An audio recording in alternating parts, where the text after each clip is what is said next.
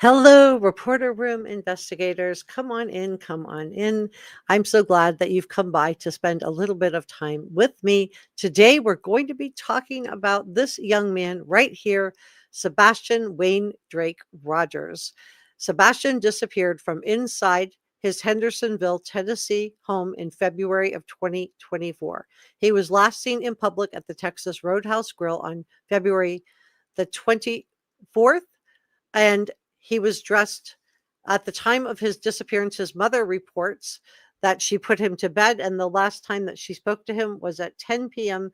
The night before he was reported. I'm sorry, the 25th of February. My bad. That she at the Texas Roadhouse, and that she reported him missing the following day. She said that he was last seen wearing a black shirt, black pants, carrying a keychain flashlight, and wearing black rim glasses. We know from his mother that he did not have any of his shoes with him. All of his shoes were accounted for. That he also did not have a coat with him. He also did not take his cell phone with him. So a lot of people have wondered what happened to Sebastian Rogers. So my name is Jessica Della Davies. I'm an investigative journalist, and my job is to investigate crimes, crime scenes, and potential suspects, and share with you how to do the same thing. If you have not subscribed to Reporter Room yet, it's free and it helps me out a lot. So please subscribe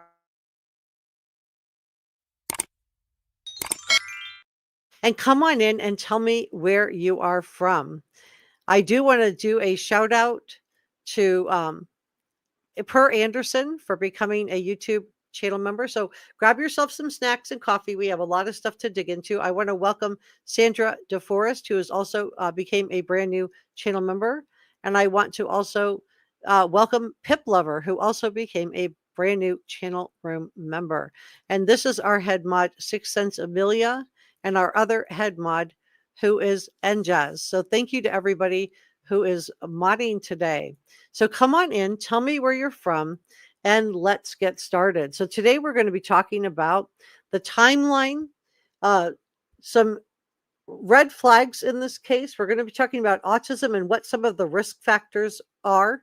Sebastian did have multiple risk factors that made him at a higher chance for having something like this happen to him. He was at a higher risk for maltreatment. He was at a higher risk for neglect. And Peter Hyatt told us that one of the easiest ways to harm a child is simply to neglect them. So let's go through the timeline of events. But I want to start off with just some of the big red flags. For those of you that are not familiar with the case, we have a stepfather that was in the house. He had a history of Child Protective Service cases being opened, according to him, in both Tennessee and New Mexico. This would have placed Sebastian at a higher risk, in my opinion. We know that, too, the Child Protective Services had been involved with this particular stepfather, not just Sebastian, but with another child, because Sebastian didn't live in New Mexico, wasn't in New Mexico. So this was related to another child in New Mexico. And many people believe it's related to his ex-wife. Yeah, I think, has been married 5 times before Katie, or maybe 5 times, including Katie. But his ex-wife, the one that we have heard from, which is Nina Gomez. And we have heard from her that he did not treat her children very well. And again, I am sharing my opinion. Opinions are not facts.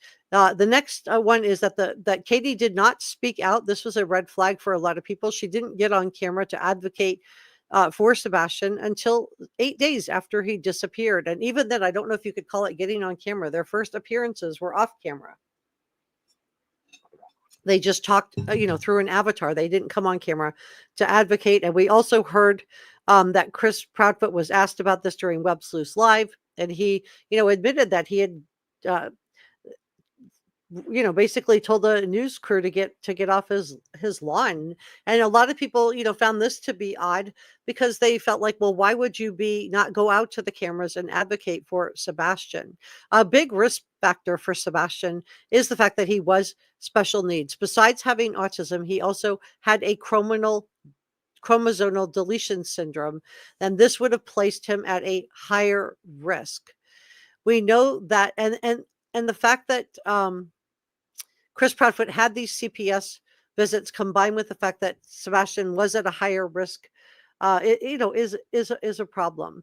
The other thing is we know that both mother and stepfather left the house and they moved away early on in the case before they went and did the Nancy Grace interview. They had so this was not long at all, that they had left the house completely, and law enforcement had told Katie not to search and to stay home, for the search in case he came back. And it's real, but in my opinion, it's highly unusual to have both parents abandon the house where they lived as a family with a child that is just missing. I could see if the child had been done away with or something like that, but the fact that he was just missing, why would you leave? And I know a lot of people have said, well, she left because she was feeling threatened, but Nancy Grace asked her why she left. And that was not her answer. Her answer was that she was accompanying her husband because Sebastian could be anywhere and everywhere. So that's not the same as I'm being threatened. And I just want to, clarify that.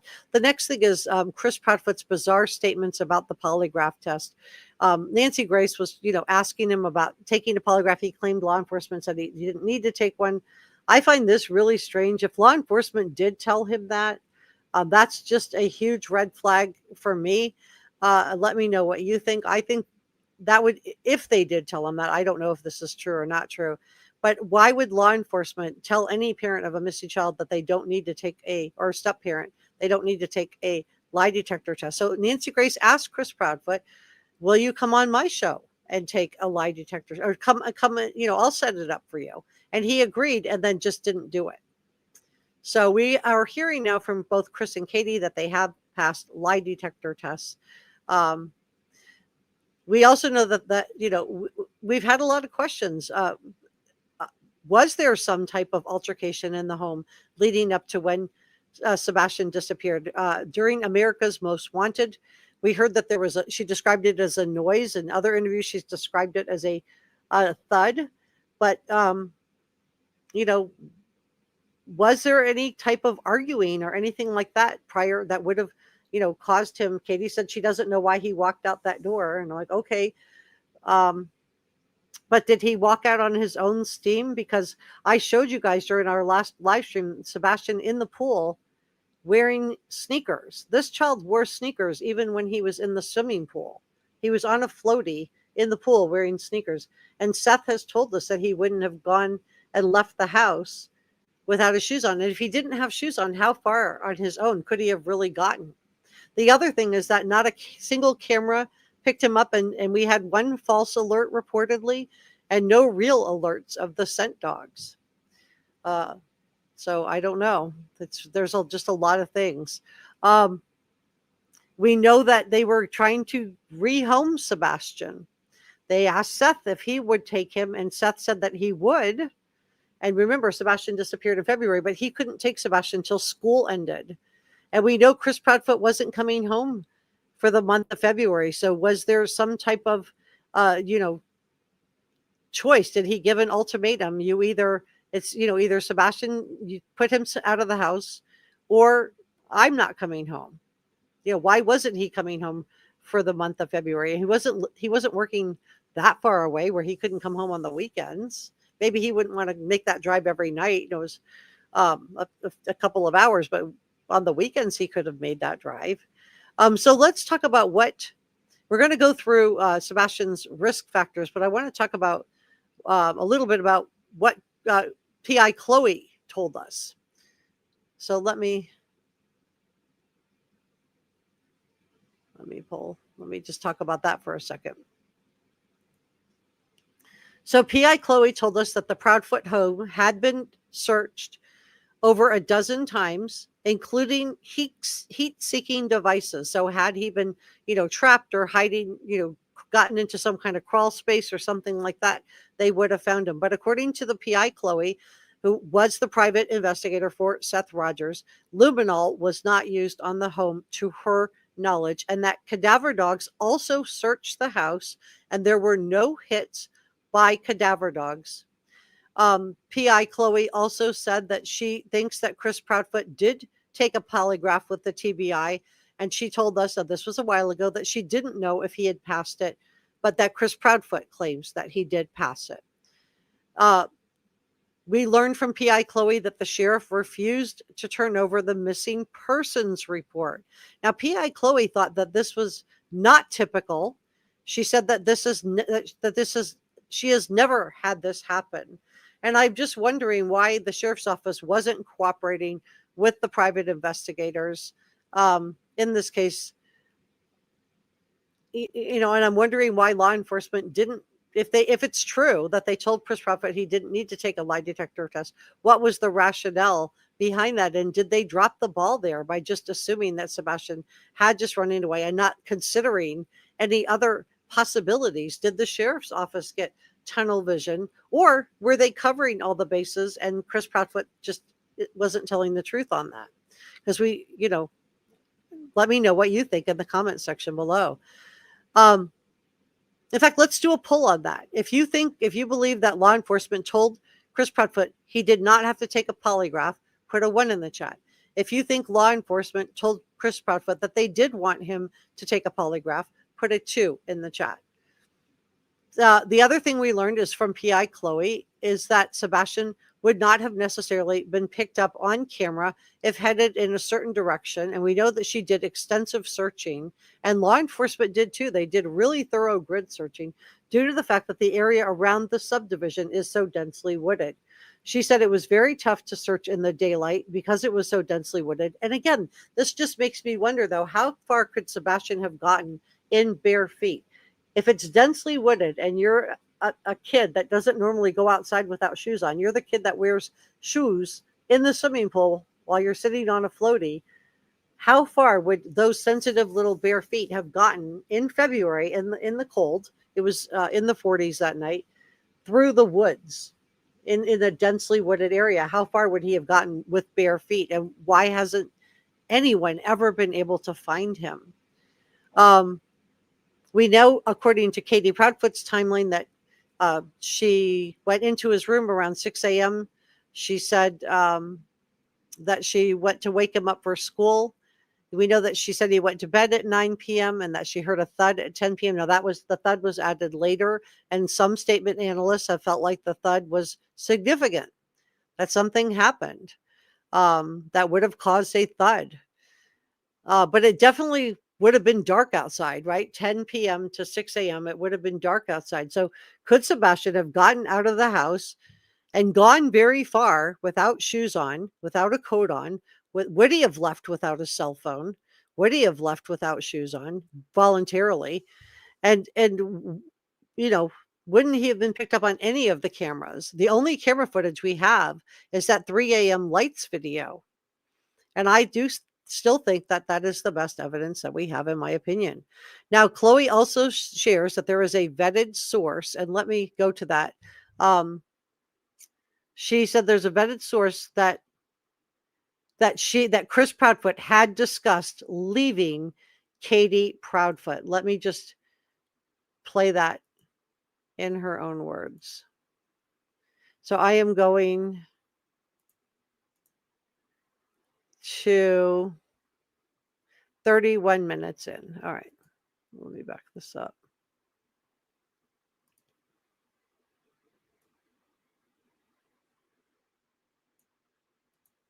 I mean, Hendersonville is like very densely wooded. Can you guys hear it okay? Just quickly, yes or no. Can you hear this?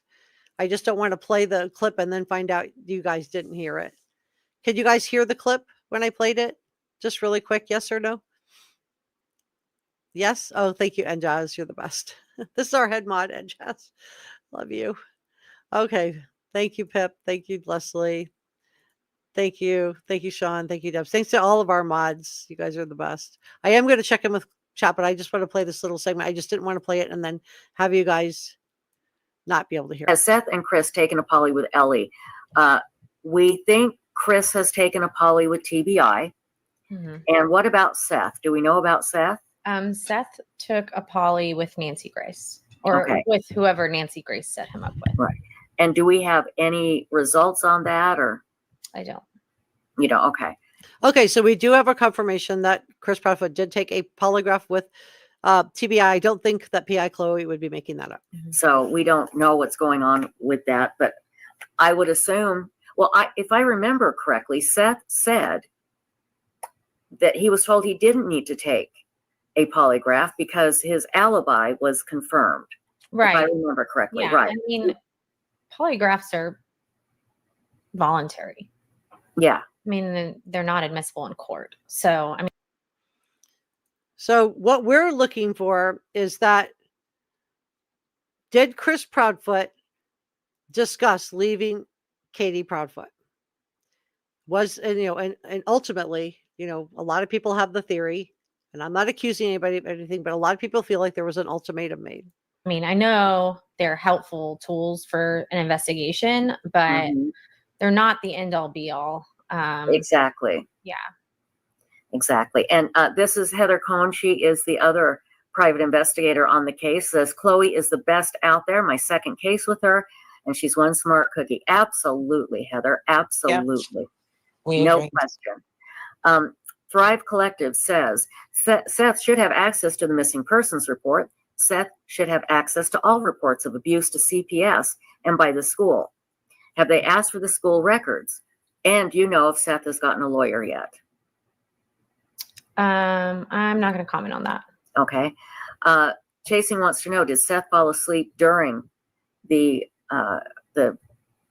Nancy Grace lie detector, or is that a rumor, or do we know? I saw a comment that had his name next to it that said he did. It hasn't been something I've focused on.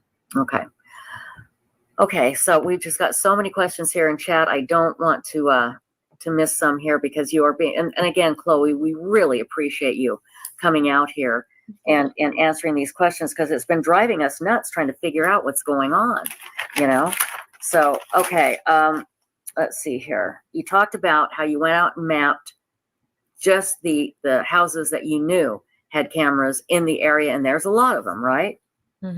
So Yeah. He should have been picked up if he was out there walking. He absolutely should have. I mean, it's crazy. And I agree. I think it's odd that not one camera had picked up anything. But I think Chloe has a different take on it. So let's listen to her. And if you don't know who we're watching, this is Web Sleuths. This is Trisha's show, and it's a great channel. Hendersonville is like very densely wooded, and it gets pretty densely wooded almost immediately in any direction when you leave his subdivision. Right. It's kind of, there's a lot of really treacherous terrain out there. We've all been in it. And it's hard. Exactly. But again, in it, not at night. So, right. And it's hard. But again, okay, so we're hearing how hard it is. So how far would a child with no shoes on, that normally wears shoes outside, so his feet he would have been tender-footed, in my opinion, how far would he have really gotten barefooted without a coat on in this densely wooded terrain? And not at night. Not talking about going into that terrain. He would have had to have been on a camera. That's just all there is to it. I'm gonna look at it again and again and again, but there may be a way, like if they had a Ring camera on the doorbell, but not a camera in the back of the house, and you walked between houses in a certain direction, he would hit woods, and then he wouldn't be picked up on a camera for a long time. Okay. Once he leaves that subdivision, there's no cameras. No cameras. So how far really could he have gotten barefooted? Let me know what you think. Would he have been able to get a mile with bare feet in the densely wooded terrain? Because it seems like he should have been found. Yeah. Exactly. Now, you have a vetted source making a claim about Chris going to leave Katie. Can you comment on that at all? Yes, we have a vetted source close to the Proudfoots that has claimed on recording that he had conversations with Chris about him leaving Katie. Not Okay, so that's not just her word for it. She says she has recordings. And remember, Chris Proudfoot came into this livid, and I wonder if this is why he was so triggered. dangerous terrain out there. We've all been in it. And it's hard. Exactly. But again, in it, not at night. So, right. And it's hard. But again, not at night. I mean, not talking about going into that terrain.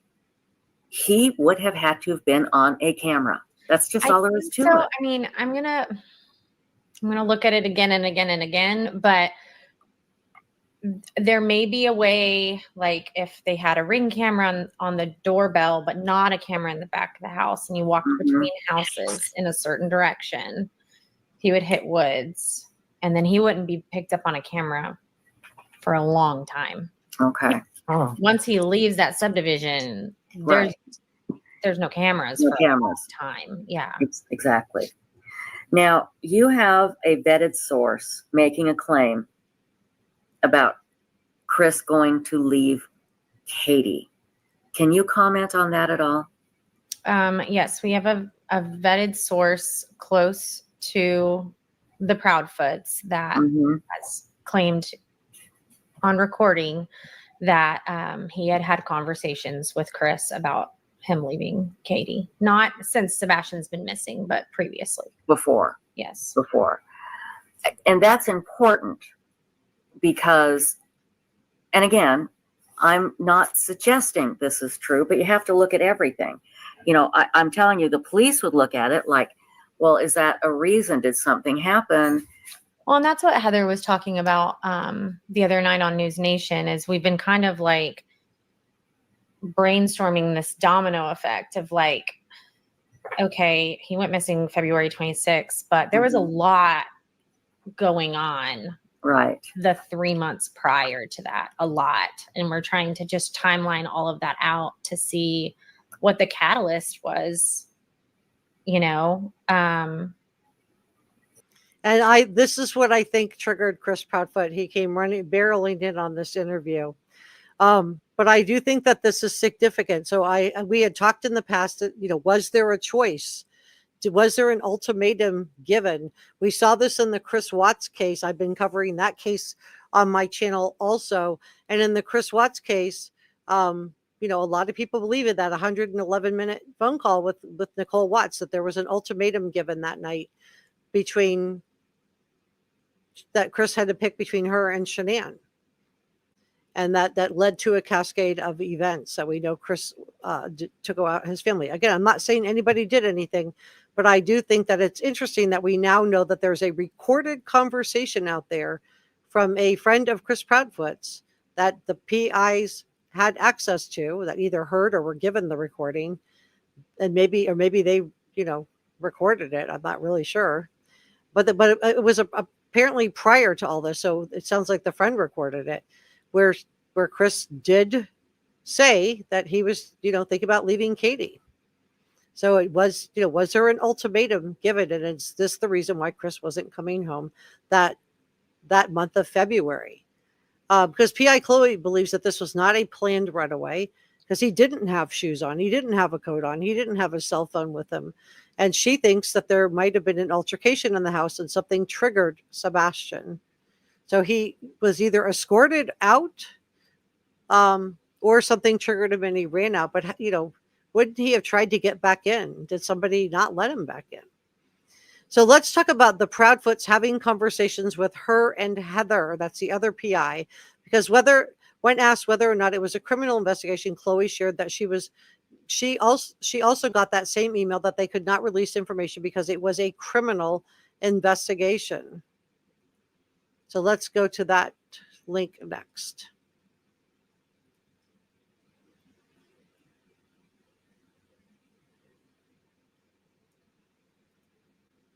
Thank you. Yeah, Chloe. and I mean, I'll make a really quick point. I mean, you both know I don't get into all the crap. No, you don't. But private investigator doesn't mean I am not allowed to talk. It means I am privately hired. Yeah, Yes. that's what people are getting, the private and private investigator mixed up. Right. They think it means that you can't reveal your identity, and that's not the case. Right. I don't love doing this. I do No, it. you don't. I mean, I had to harass and stalk you. You know? I don't like doing this, but you know, I think it's important, and I hope that it helps simmer down some of the crap. Keisha Renee, that is what Chloe is doing. She's telling us what's going on, which is not a lot because the police won't reveal a whole lot. Ava wants to know, have the Proudfoots been willing to work with you? Some. Care to elaborate or no? They've had conversations with us. And I think slowly they are having more. Yeah. Do you think this has moved to a criminal investigation by the police? You know, that whole email thing was strange. Tell us what email thing. Tell us about Well, that. several people had requested Oh, that's right. That's right. Not just us. And they got similar emails that said criminal investigation. Not So they couldn't release it because it was an ongoing criminal investigation. And right. And several people besides us received similar emails that said that. Criminal can mean several different things, though. You know, it doesn't mean that Sebastian was murdered and his body is stashed away somewhere. Criminal can mean, you know, somebody is withholding 5 details about what happened. You know, I mean, there's lots of charges that can come from a missing persons case, and it's not foul play. Yep. You know, false reporting or withholding information. I mean, things like that. And that doesn't necessarily mean he was murdered. Exactly. And it can still be a criminal investigation. So I agree with that. And I think that, like Peter Hyatt said, could be neglected. We're going to go through some of the risk factors together in just a second, but I want to just talk about PI Chloe talks about bringing in Q, which is similar to kind of an aqua search. This they would have brought in, this didn't happen, but drones and dogs and divers to a massive search scale. Now, PI Chloe does also share that she thinks it was Sebastian taking the trash out. According to the sheriff's department, they believe that it was Sebastian taking the trash out, but Seth said that he could not say with 100% certainty that it was his son Sebastian taking the trash out. So let's go to that.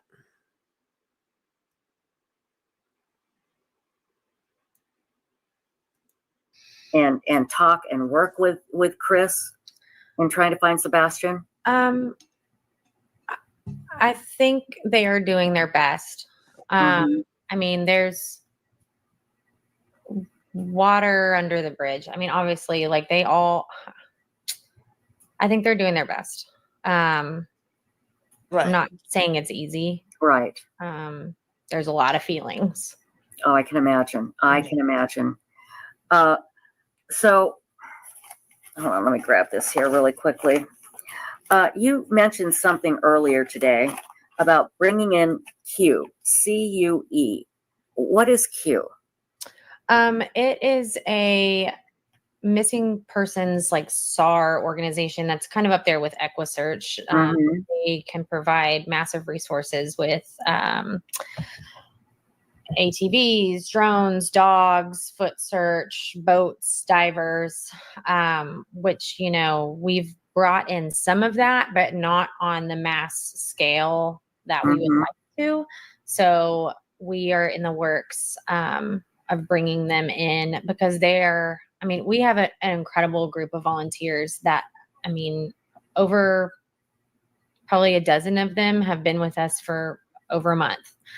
And I just want to say, I think it's heartbreaking that PI Chloe and PI Heather weren't continued on, because I think that this would have been really helpful to have, to have them continue to search for him. Chloe was vetting searchers and organizing and conducting searches. And I just, I wish that they had been able to continue doing that. And they're there constantly. What do we need to do? Where are we going? And they're doing their best, but that's not very many people. in the grand scheme of like the acreage that needs to be covered, especially Right. because the terrain is really hard. Mm-hmm. Yeah, that's And again, if the terrain is really hard, then how far would Sebastian really have gotten? Um, and I'm not going to play the parts with Chris Proudfoot because we've already talked about that. But PI Chloe does go on to say that she believes that Sebastian walked out of the house. She thinks that there are two theories, and that she believes that he either snuck out in the middle of the night, but that it was not planned, which would mean that Sebastian was still very close to the house. But she also said that her second theory was foul play, and but she didn't elaborate. train is ungodly. So, okay, so you're hoping to bring them in. What's the latest? I believe we are finishing reports and giving them private property permissions that we've gained. Mm-hmm. I don't have a timeline on when they'll come. Obviously, they don't just say, okay, we're coming. They plan Right. before they get here. So, I mean, as soon as I have an update about that, I'll share it. Okay. Jessica London wants to know, was it for sure Sebastian on the camera taking the trash out? The sheriff's department says it is. Mhm. I know Seth has said that he can't 100% tell. So I guess I can't answer that. Okay. Lorna Burrell wants to know, why does it say last seen on Monday, February 26th? Didn't KP say she last saw him Sunday at 9 p.m.? I don't know where it says last seen Monday, the 26th. I don't know where that would be. That's already been resolved. It did say that. So I want to talk about why Sebastian would have been at a higher risk. Let me share this instead. Let me move myself out of the way and make this bigger. Let's see. Okay. Does everybody see that okay? Let me I do want to say hello to chat. Come on in. Tell me where you're from. Let me see. Kelly, the OG, said my husband is also in that field and is a crane operator, and he has driven many times 2 or 3 hours at night home. Oh, that's, yeah. Dana says probably wears water shoes in the pool. Some look like sneakers. Yeah, they look like sneakers. They had laces and everything. Jennifer wants to know, do you know more about the chromosomal issue Sebastian had? I know a little bit about it, but let me see. He's chromosomal. You guys can look it up. It's the chromosomal deletion syndrome. I went over it on another episode. So I'm not planning to do it today, but if I have time at the end, I'll if you want me to look it up, I will. If not, you guys can look it up. Let me see. Sean says there is another case today. 2 children allegedly autistic have gone missing. Poor Sebastian has been gone over a year. Yeah, and where Summer said that I believe those CPS reports had a lot to do with Chris not coming home. I think you're right. Yeah, Christy says, please hit the like button and consider subscribing. Thank you, Christy. Sasha says, I talked to an expert and you can cap off the pipe with an end cap in the crawl space and separate the home from the street pipe. And basically you could fit a log in it. That's interesting. Hi, Patty Cakes. Thank you so much, Unjust, for gifting a reporter room membership. That is so nice of you. Thank you so much. And if you got that, please let me know who you are. And also, please make sure you say a big thank you to Unjust. So Marilyn put a 2. Faith said 2. Patty said 2. Deb said 2. Unicorn 2. Texas Life 2. Patricia 2. Christy Ballantyne 2. Wicked says 2. Patty Cake says a lot of statements Chris Proudfoot does sounds like he's above the law. Kathleen says 2. Leslie says 2. Sassy T says 2. Pat says 2. Nancy Fleming says 2. Where Summer thinks there would still be a scent of him. Cindy put a 2. Lodge Joe Scal says 2 Nova Scotia children may have been missing since Friday. Oh my gosh. 6 and 4. I'm so sorry. Cindy put a 2. Enja said a 2. Marianne said 2. Thank you for modding today, Dabs. Pickle Toe says 2. Jennifer says 2. Steph said, in my opinion, I bet he wore slippers around the house. I don't know if he wore shoes in the house. I mean, he would have been barefoot in the house, you know, but a lot of people take their shoes off at the door. We do at our house. We take the shoes off at the door. Unicorn of Hope says, possibly he layered a pair of 5 pairs of socks or his mother's sneakers in his shoes. Patty says, no. Where someone said, she said, when I woke him up, he wasn't there. Strange to me the way yeah, that was really strange wording. When I woke him up, he wasn't there. Unicorn Prep said, if his shoes were not available. Sean says, Peter Hyatt said this originally as well. I stand by him. I do too. Billy says, I don't think he left that house alive. Kathleen said, not far, maybe down the street. Leslie says, I don't think he left on his own. I think he was carried out. Kathleen says, maybe far, not far, maybe down the street. So you're thinking about how far he could have made it. Yeah, I don't think he would have made it that far. Thank you so much for modding today, Amelia. Marty says, I love West Lou's, been part of them for years. Yeah, they're really great. Good people. Trisha's great. Okay, let's go through this together, and then I'll check back in with you guys. So my sourcing on it is the Journal of Psychology and Psychiatry. And so children with developmental disabilities are at a heightened risk, so more increased risk for maltreatment. However, little is known regarding the prevalence of the maltreatment among specific groups such as autism spectrum disorder and intellectual disability. Information about maltreatment in these groups can aid in the development of supports and prevention strategies for vulnerable children and their families. So I do think that Sebastian would have been at a higher risk for maltreatment because he had the chromosomal deletion syndrome and because he is autistic.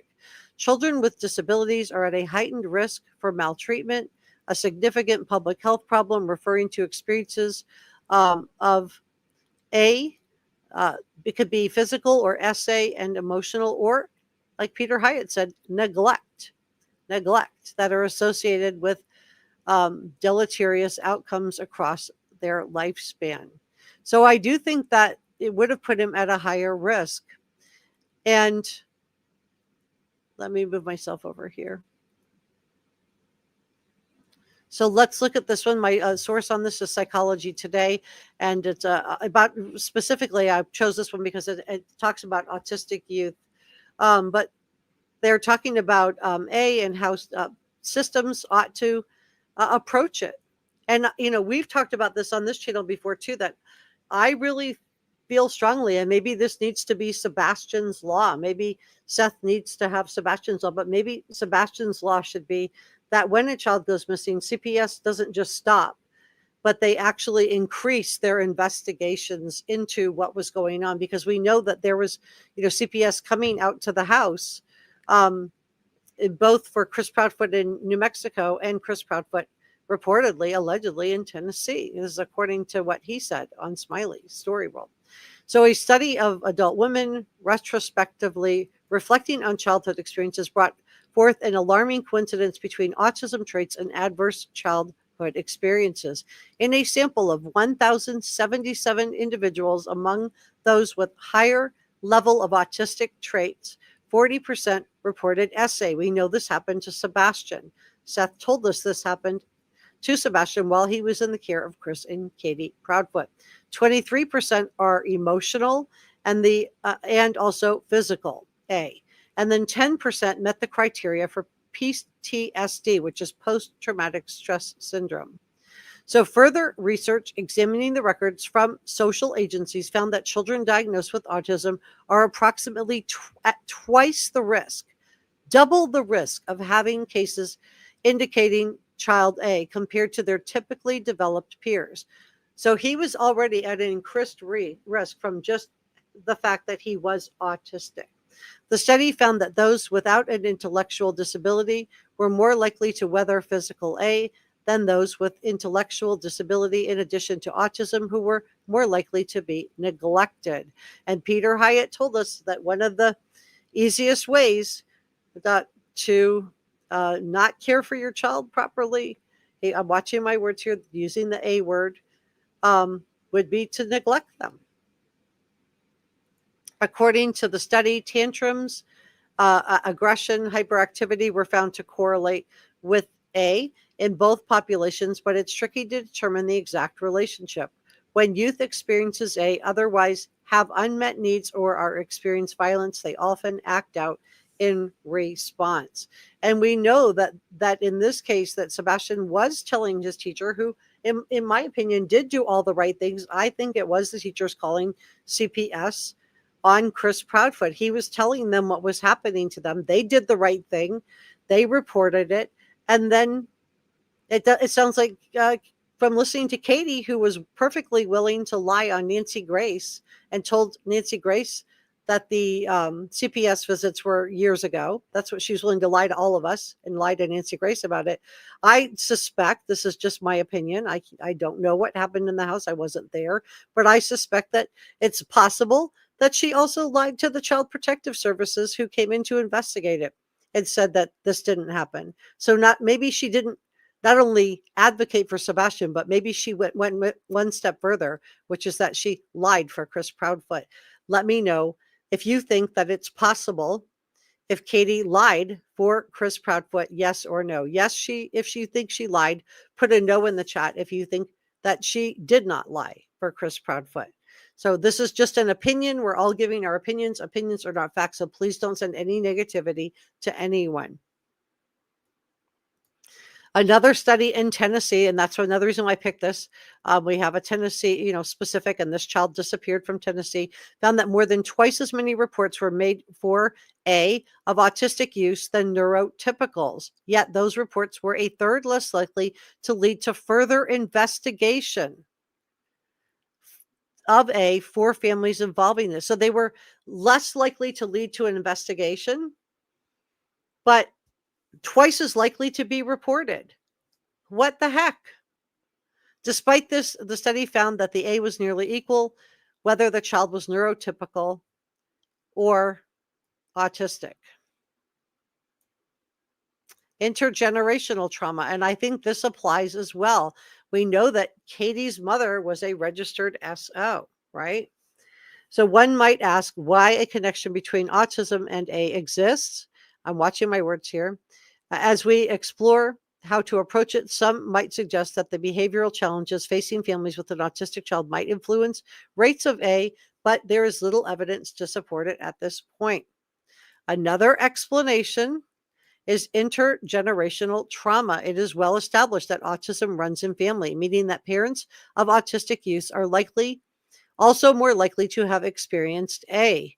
So what did Katie experience with her mother? Research investigating adverse childhood experiences among autistic children and their parents found that both reported on average a significantly greater number of adverse childhood experiences. Similarly, a study of 527 autistic youth found trauma carried by the parents, as reflected by meeting the criteria for post-traumatic stress disorder, to be a significant risk factor for the child, for A. Please note that the vast majority of autistic parents do not go on to do anything to their children, regardless of the adverse childhood experiences, but many parents of autistic children, whether autistic or neurotypical themselves, are phenomenal parents. So I just want to put that out there too. There's a lot of great moms and dads out there. Let me check in with chat. I want to see if you guys if I got some yes or no's.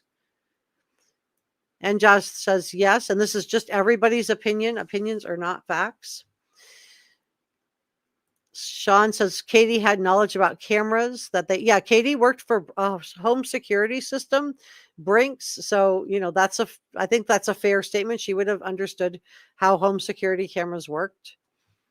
Debbie says yes. Sean says yes. Texas, Julie says yes. Susan says yes. Jen says yes. Dab says yes. M. Barbarossa says yes. Marilyn and Sam says yes. Leslie said, in my opinion, Chris and Katie have done nothing but lie. Jamie says, I don't know if that's a yes or what that is. Is that a yes, Jamie? Whispering Woods, Tennessee has some of the worst child protection laws out there. Wow. Leslie says yes. Jazz says yes. Christy says yes. Susan says they're both lying for each other. Unicorn says she lied for herself. Oh, wow. So that's what Susan feels like too. Rose says yes. Amelia puts green hearts and green because Sebastian's favorite color is green. And Jazz says, in my opinion, with the CPS reports, something happened. So I am worried about this also. So let's continue on. So Chloe goes on to talk about the Sumner Sheriff's County's office told her that they had no police reports about threats toward any organization. So was this just done for clicks and views? Or did they get threatened, which is what I think is more likely, and I'm talking about the United Cajun Navy here, and just simply didn't file a police report? But she said organizations as in plural. Let's listen in. Seen two different versions of the flyer that's been released by law enforcement. I mean, I think they're assuming he was in the home at midnight because that's when Katie went to bed. Got it. Okay. Yeah. I want to clear this up. 865 Picker said, why would Seth work with Chris and Katie if he feels they had something to do with it? Well, I don't think he is claiming that at the moment. He's putting all of that aside, correct? Yeah. And I mean, you need to work with the person that last saw your child. Right. You know, he went on Peter Hyatt and it was great. I don't know if anybody watched it. Peter Hyatt is wonderful. We watched it, didn't we, guys? We watched it. Yes, yeah. Katie holds the key out of everybody. She does. She does. So. And this isn't just PI Chloe saying this. This is statement analyst Peter Hyatt saying this. This is, Steve Johnson, who's also a statement analyst, also raising the alarm. And then we have profiler Pat Brown that found inconsistencies in Katie's stories from that night. So these are all law enforcement professionals saying this, not lay people. This is law enforcement professionals. You have to. I mean, you have to try to work with them, and yeah, she holds all the information. It's not going to do Seth any good to get out there. Not all the information, but he holds the most information. And if Seth got out there and started saying horrible things about him, it's not going to help find Sebastian. And he's right. And it's great that he's stepping back, that they're both stepping back to work toward finding Sebastian. Need some Z's wants to know, and I don't know if you know the answer to this. Have the Proudfoots agreed to have the K-9 search their house again? I can't confirm that. Okay. We don't know. And again, the police, why they're not saying anything is beyond me.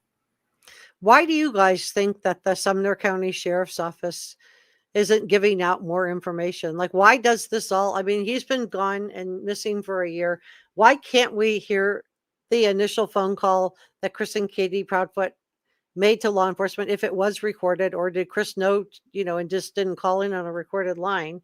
Why haven't we seen the body cam footage of when law enforcement first responded to the scene? Why haven't we seen body cam footage of law enforcement asking Chris and Katie and Seth all what happened? Like and same thing with Summer Wells. Why have we never heard? We've heard the 911 dispatch, but we've never heard the 911, the actual call that Candace and Dawn both say that they made independently of each other to report that Summer was missing. Why do we need to hold on to them all these years later? Why not just go ahead and release some of this out?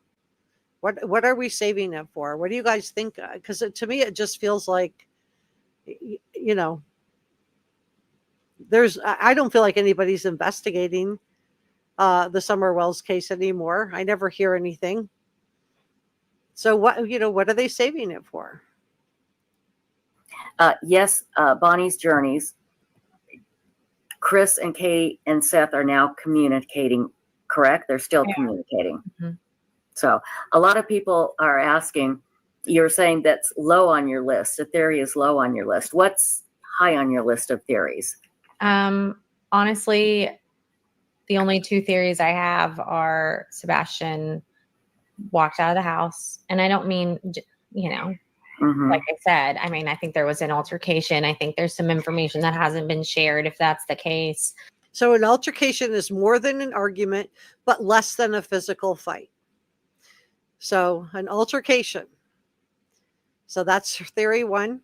I don't think he just snuck out in the middle of the night to run away. It didn't seem very planned. No.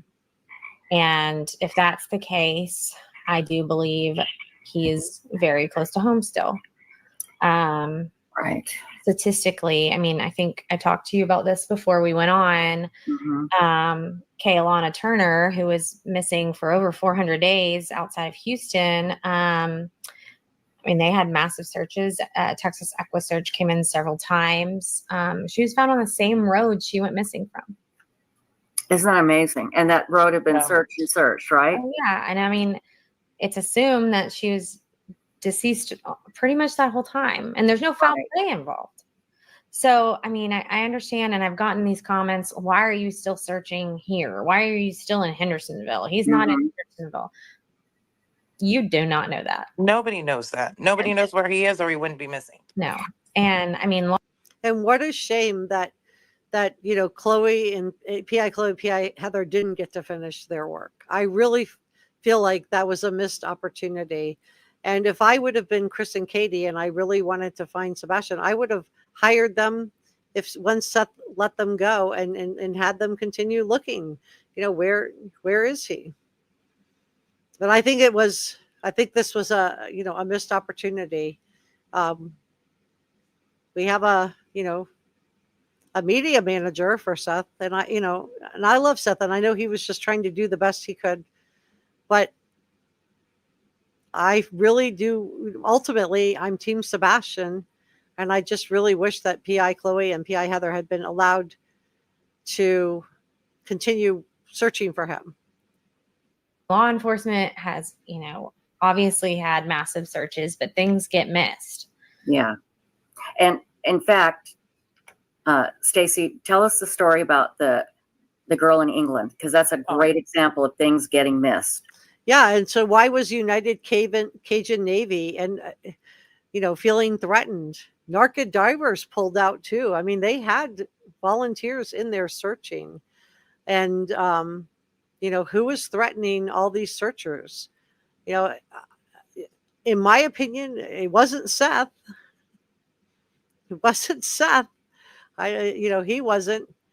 Who ran the news crew off their lawn? Instead of running out there with a picture of Sebastian and asking for the public's help to find him, Chris Proudfoot ran him off the lawn.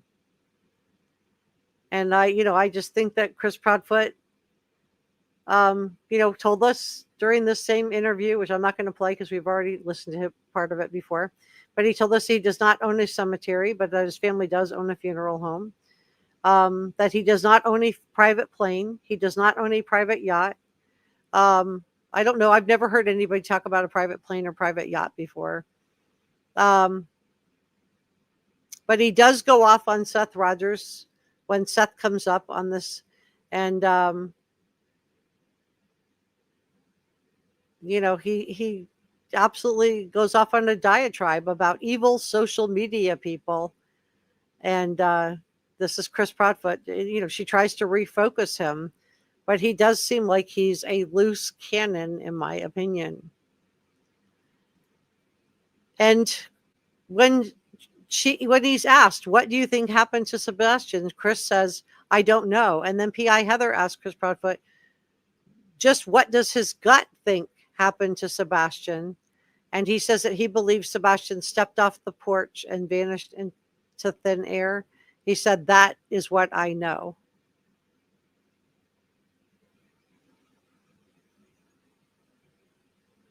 So I think that's really, really sad, you guys. Do you think that it would have been helpful if PI, and just in retrospect, hindsight is 2020. So I'm not blaming anybody for the fact that they didn't continue. But do you think in retrospect it would have been helpful if PI Chloe and PI Heather had been able to finish their work? Where Summer says EquiSearch also came in and searched. Yep. Were they were they welcomed with open arms? Were they thanked? I'm just curious. Whispery Wind says, I think Sebastian's closer. That's what PI Chloe thinks. She thinks he's close to home. And I agree. I don't know how, if he did walk out the door, how far could he, whether it was voluntary or he was walked out the door, how far could, a barefooted child who didn't go outside without his shoes on, even if he had socks on, how far really could he have gotten in February in a densely wooded area? How far so he couldn't have gotten far if he did walk out the door. And Eric says there was no scent of Sebastian around the property. Then he didn't come home after the restaurant. Yeah, that was odd too, that he was supposed to have taken out the trash, but no scent dogs picked him up. That at least that's what we've been told. We heard that there was a false scent alert, and there's been a lot of controversy if that dog alerted or not. So, I'll leave that for you guys to decide. Norma said that video went around that looks like Sebastian being carried out of the house. Looks legit to me. Are you talking about the lights video? I don't know if that, I don't see anybody carrying anybody. I'll tell you what I see. So I don't want to, say what I see, but I do think that lights video does show people. It does show flashlights. I mean, somebody's moving around out there. Somebody's running back and forth, and there's a car sitting out there that starts up. So, to me, that is the biggest clue. I know some people have been like, no, but I think it is the biggest clue that we have in the case. We don't have anything else that we know about. And maybe law enforcement has stuff, but, I guess my question is, why aren't they sharing it with us? We're not done. We're going to continue on because I'm going to fast forward. I have one more thing to show you, but I do want to say thank you to our producers and Jazz, Sasha Angel, George Brown Pepper, and Christy Ballantyne. Thank you so much. And thank you to all of our channel members. I really appreciate each and every one of you. Subscribing is completely free and it helps me out a lot. Channel members, hit the join button. It's next to the subscribe button. If you would like to become a channel member, you're welcome to join me. And have your name appear like this in all of my chats. You get a check mark and your name next to your name for all of my live streams. And plus, it allows me to cover some of these smaller niche cases like Sebastian Rogers. Which, we do really need to find out what happened to this child. And I just want to also do a thank you for super thanks and coffee gratitude. And if I ever leave anybody's name off the channel members or the gifted channel memberships, please let me know. Or if you gave a super sticker and I missed your name. I am not perfect. I do my personal best. I am not perfect. And I would much rather have you tell me, hey, Jessica, I don't see my name on there, and me put it on there than you're not telling me. Okay. Let's see what you guys have to say. Then we're going to look. I have one more thing to show you. Patty Cakes wants to know where Chris Proudfoot was for 17 hours. Which 17 hours are you thinking of, Patty? What are you thinking of? Which 17 hours? Are you talking about the overnight? So Sebastian was last seen on camera at the Texas Roadhouse. Law enforcement seems to think it was Sebastian on the taking out the trash, and that's, in my opinion, probably because that's what Chris and Katie Proudfoot did identify, that it was Sebastian. In contrast, Seth Rogers doesn't say it isn't Sebastian, but he also doesn't say that it is Sebastian. He can't definitively say whether it's Sebastian or not on that video. So that puts the time frame, and then Katie said she put him to bed in the first telling of the story. She put him to bed at 9 p.m. and there was no mention of noises or any conversation. And this is what Pat Brown, profiler Pat Brown, pointed out. She said that, the first rendition of Katie's story is that she put him to bed at 9 o'clock. The second rendition, we get this thud that's added at 10 p.m. And then people were upset. They want to know, did you check on him? Because he has a chromosomal deletion syndrome. What happened to that? What happened? And then we get the third rendition where she actually has a back and forth conversation where she says, "Are you okay, Baba?" And he answers her. So We have three different stories, and Pat Brown thought that was a red flag. And she's a criminal profiler who also does statement analysis. She says she does it differently than Peter Hyatt. She totally respects his work. But she does it herself. Marilyn Simpson, I know it. I wouldn't go far in February in bare feet. Yeah, I mean it wasn't freezing that night. It wasn't the next night it was. But that night it was, I think it was in the 40s. But I still, this kid wore shoes, his dad says, because he walked in a red ant pal. We have a picture that his mom put out of him on a floaty in the pool wearing shoes. So I believe that he always wore his shoes. We've been told by, both parents that he liked to wear shoes. I don't know if Katie's ever said he always wore shoes or not, but Seth has been adamant that he wouldn't go out without his shoes on. So how far could he have really gotten without his shoes on? Sean thinks the thud was everything. Susan says, how do the police know he didn't wear his shoes if they weren't allowed in the house? They went in the house. That's why I wanted to play P.I. Chloe. No, they went. So that's why it's good to go back and look at things. The police were allowed. They searched the house multiple times with dogs and also cadaver dogs. So P.I. Chloe does tell us that. So I do want to just Unicorn says, Chris Proudfoot as a control freak, he is truly not involved. That it really freaks Chris Proudfoot out that Sebastian just evaporated. No, I don't do the I don't do the psychics or the mediums. I don't know. I can't speak for everybody else, but I don't do them. Jewel said, why are these parents not given lie detector tests? Well, Chloe said that they were. Chris Proudfoot said that law enforcement told them that he didn't need to, but they Chloe told us, that's why I wanted to play it, said that they all did. Marilyn Sam says, I can't get over the date that he disappeared. Yeah, and that was the date that was listed on their divorce paperwork, which is interesting. So maybe that date was significant to someone. I just don't know who. Sean says, the lights show a lot from the mob crew. Yeah, he does a great job. Diane said, I agree, Jessica. The flashlight videos are telling to me it should be to anybody. Debbie said, in my opinion, he didn't walk away. It's dark and dew had fallen on the ground, would have been wet. And then I'm saying about his feet. Oh, I see. So he would have been wet, which would have made him even colder because his feet would have been wet. I see what you're saying there. Okay, that makes a lot of sense. Thank you for sharing that, Debbie. I was not clear what you were trying to tell me. Leslie said, Seth is the one who noticed that Sebastian's shoes were all at Katie's home, in my opinion. This is why, I don't know if that's true or not true, but this is why I really wish that the body cam footage would be released in this case. I just don't know why they're holding on to it. Why not just, if you think he just wandered out the house, why not just put it out there? Why not clear the parents? If you really believe that, nobody did anything, then let's just clear everybody and put all the information out there. Because, maybe that would help. Where's Summer? And Sebastian says, yes, Katie showed Twyla a video of Sebastian eating salad dressing. That's why she took a video that night before he was not eating a salad at the Texas Roadhouse. So that's strange, in my opinion. I'm not sure what you're saying there. Not following. Sorry. Children don't just leave the house without a trace. I agree. Children don't just evaporate into thin air. They don't just disappear off the face of the planet. Eric says, was their PI interrogated by law enforcement? I think it's important. Has he seemed very upset at the vigil?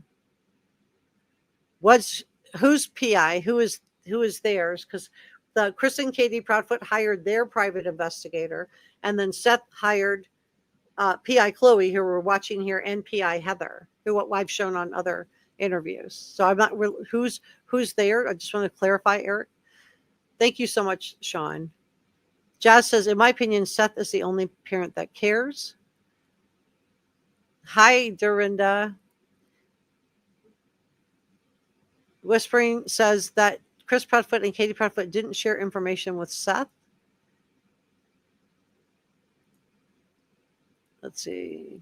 Patty Cake says, I thought he was missing 17 hours when he went back to get his trailer. I don't know. I haven't heard about that. I don't know. I don't know what day that was. So I'm not really sure. I mean, I'm not sure. Billy said, did they ever check in between the walls of his house or crawl spaces or that? They used heat-seeking devices. So if he had been in the walls or the crawl spaces, this is according to PI Chloe, the heat-seeking devices should have picked him up. So they used heat-seeking devices, they used search dogs, and they used cadaver dogs, and there were no hits inside the house. Where's Summer Sebastian? The only perfect one is Jesus, not any of us on earth. Yes, thank you for that. I am not perfect. Pickle Toe said, you need to watch the creator investigating the lights. Yeah, I like him too. I do watch him sometimes. Not every time, but I've seen a couple of his videos. Leslie says, this is the day that Sebastian went missing, KK ways. The Jewel said, I wonder if the clothes Chris Proudfoot was wearing that night have been BREN examined. In my opinion, it would have been interesting. I don't know.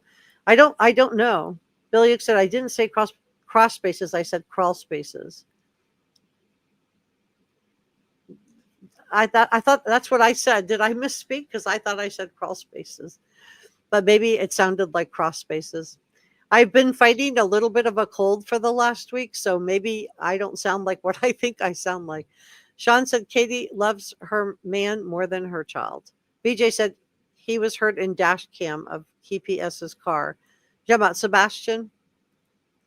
Eric says, I also thought that maybe, let me grab a sip of water.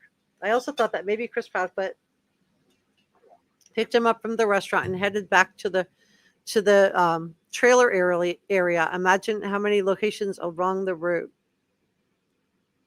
Oh, I see what you're saying. Okay, I follow you now. I didn't understand. I'm sorry about that.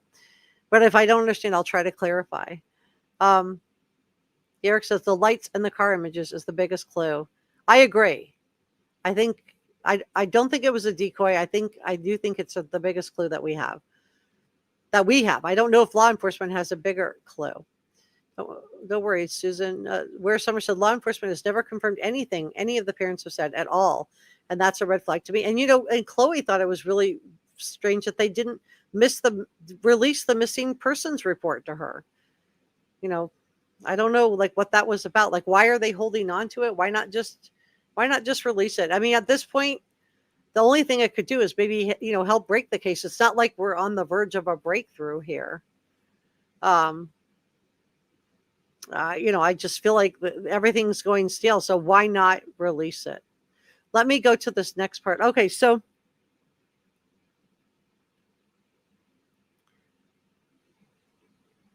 Chloe elaborates and says she has not been followed and neither have any of her searchers.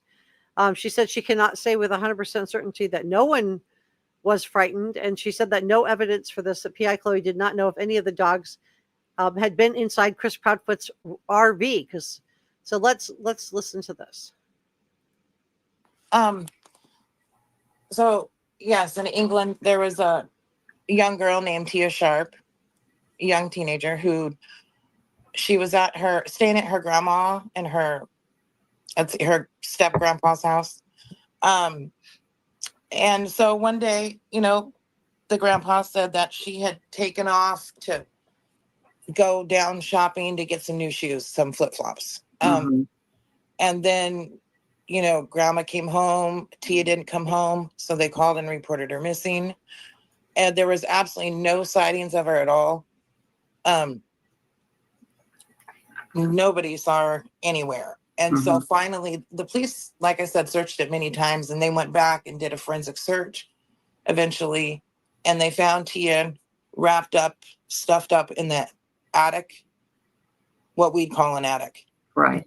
And she was deceased. And So, she'd been there the whole time and they'd search the house and search the house. It's so frustrating. So that can happen. So if he had already passed and they used heat-seeking devices, would that have picked him up if he had gotten into a crawl space? But then maybe the cadaver dog should have picked it up. What do you guys think? Melissa Hart wants to know, have they checked the drains at the construction site? I mean, to my knowledge, they have. Okay. Yeah. And Cheryl Reed wants to know, is it true that living room lights flickered and a neighbor saw a silhouette around 3 a.m.? Have you heard that? I do not know. I know that he's seen turning the lights on in his bedroom after he takes the trash out, and maybe once again, but I don't think it was 3 a.m. It was earlier in the night. I'm getting a lot of questions in chat. What's your second theory? Yes, you know. Foul play. I mean, Of some sort. yeah. Of some sort. And that seemed to be what America most wanted, was the thought too, that it was an abduction of some sort. We don't know who. I can't, we all have our theories. We have educated guesses, but we don't know, who. And I think that lights video, I think that's the biggest clue we have. Okay, we've kept you here an hour. We're not going to keep you much longer than 4 or 5 hours. So just we can talk for a long time, but I'd probably end up getting in trouble. So no, we understand. And again, we really appreciate you. And Heather, thank you, Heather, for coming to chat. We appreciate it. There are a lot of people commenting about what I'm thinking. And that is Chris Proudfoot seems to, in my opinion, control Katie. I don't know if you even want to comment on that, and maybe it's unfair for me to ask. Do you have any comments on how the Proudfoots have presented themselves? I understand that.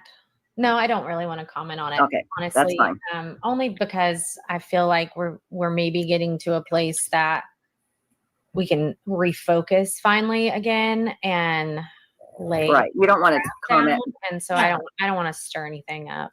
And I just want to say that was my initial thought too, was that there was maybe some type of coercive control.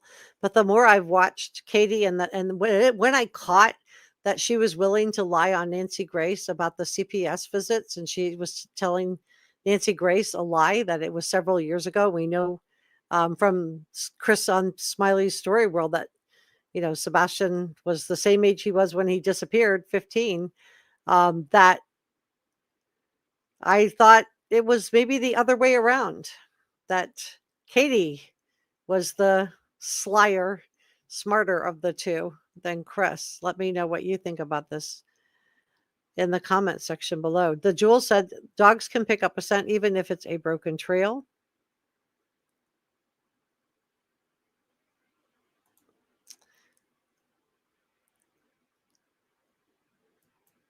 All right, guys. Well, I think I'm going to leave it there. Let me know what you think about all of this in the comment section below. I'm curious, now that we are this far out, do you have a different take on this case? And I hope that by going through and actually listening to what Chloe put out, that this helps clear up some of the rumors. Do you think that Sebastian, if he did walk out on his own, could have gotten very far with bare feet? Or was he escorted out of the house or helped out of the house in some way? Let me know what you think happened to Sebastian Wayne Drake Rogers.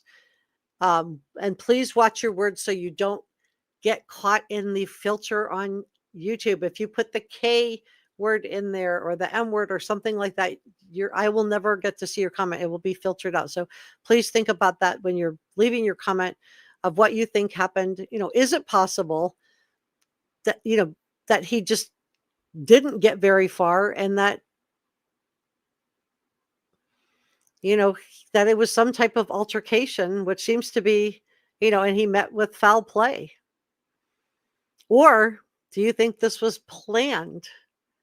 That there was a choice, that there was an ultimatum given, and that it was planned, and Sebastian was given the best day ever? Let me know what you think about all of this. And I just want to say thank you so much for coming by to spend a little bit of time with me. And please subscribe if you haven't already. It's free and it helps me out a lot.